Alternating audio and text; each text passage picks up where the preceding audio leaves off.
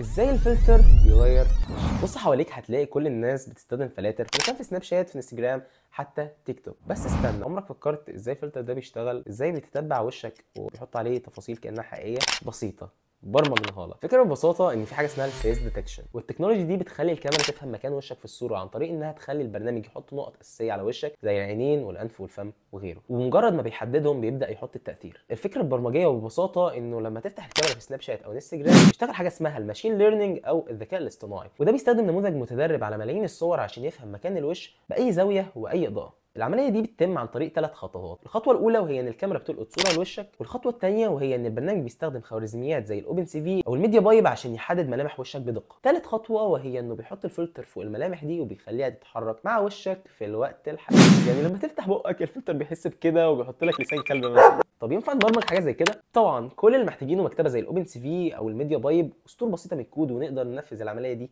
بمنتهى الدقه. تقدر تخلي الكاميرا تحدد ملامح وشك وتحط عليها الفلتر زي ما قلنا قبل كده.